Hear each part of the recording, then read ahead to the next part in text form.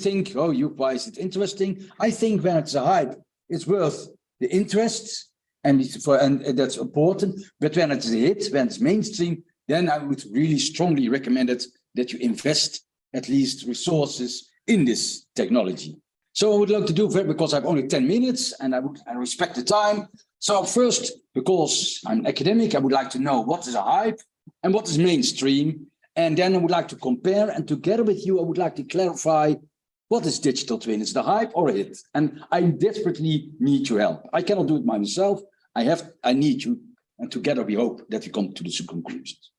So what is a hype? A hype is derived from a hyperbole. And it's something that we like to exaggerate something. And it is something that is beyond expectations and pretends to be something larger than it is. And also it is discussed a lot of times, and gets a lot of publicity. So that is in a nutshell, and I think still everybody's there. That's what I consider as a hype. So let's go to just to show when I make in our daily life, hypes are everywhere.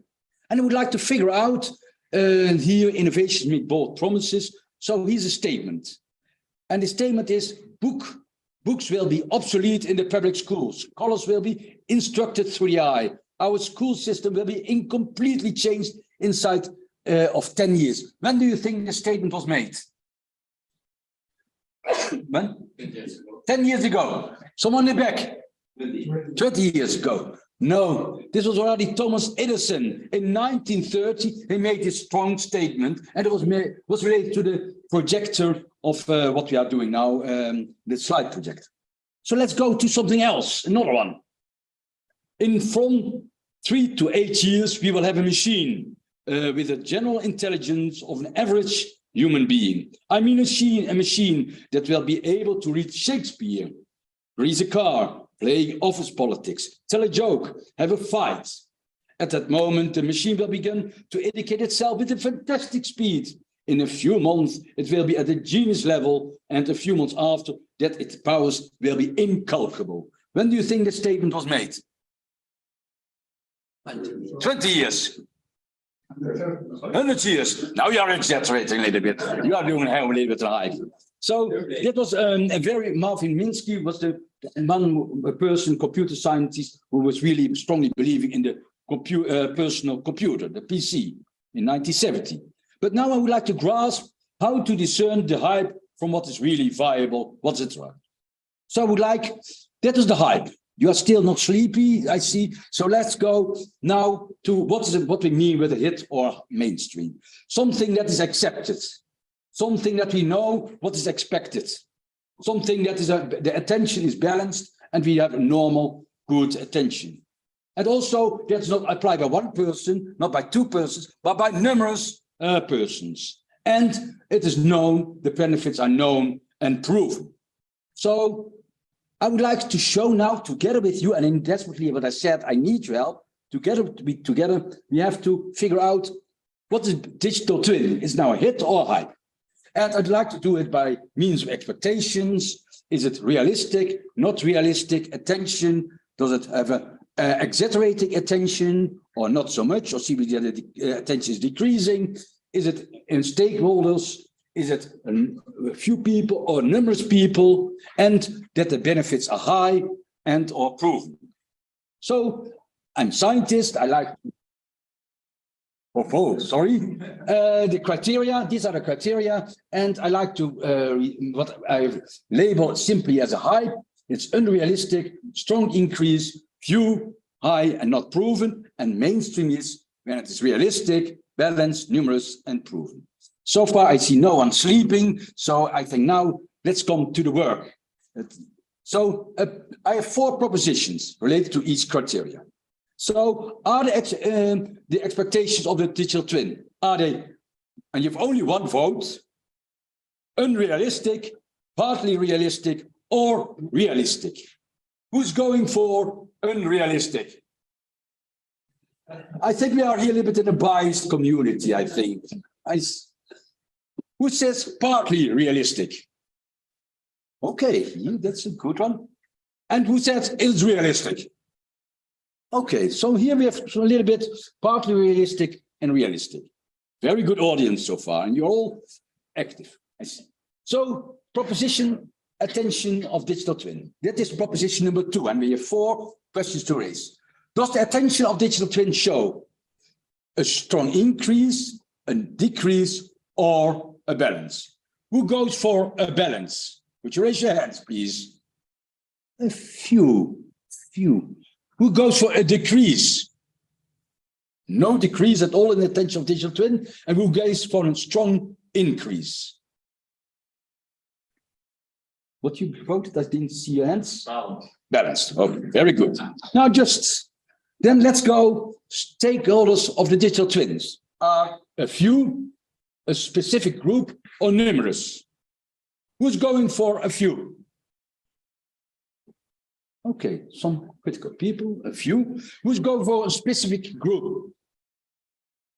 Okay. And who goes for numerous? Okay, so we have see some symptoms already of mainstream popping up, but we also see some ones also things about digital and hype. But let's go to the benefits of the digital twins. Do you think that the benefits are overwhelming, are exaggerated, or slightly exaggerated, or proven? Where you go for? Proven? Proven? Are someone slightly exaggerated? Okay. And who said exaggerated? Okay, interesting. So I would like to come now to the conclusion of our story. And it is indeed, and that's normal in science, not so black and white, it's not binary. I see that most of you said a little bit more about the realistic view, if I summarize what we have seen.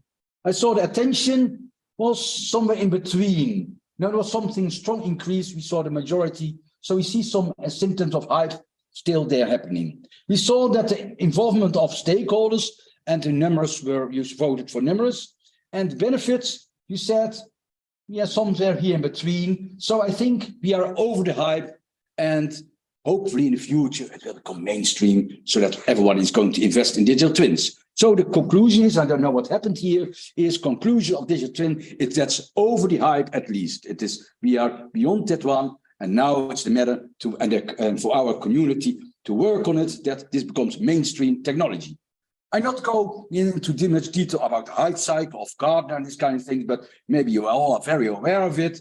And this was the hype cycle that EuroSDR, the group that I represent here, is in 2022, a group of mapping agencies from 20 countries, as well as from academia from 20 countries. And we tried to position certain technologies, geospatial technologies, on this hype cycle. And it was not an easy case, but really what pops up, and that the digital twin in 2022, according to the mapping agencies, cadasters, and academia a little bit, this had still put the digital twin really high on the top. But based on this wonderful discussion that we had, we are a little bit over the hype.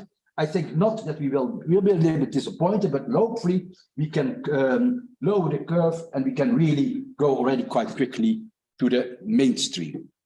So, conclusion, extract. How many minutes do you have? I wrote here down, digital twin is over the hype a little bit. So I say myself, you never know what the community is saying.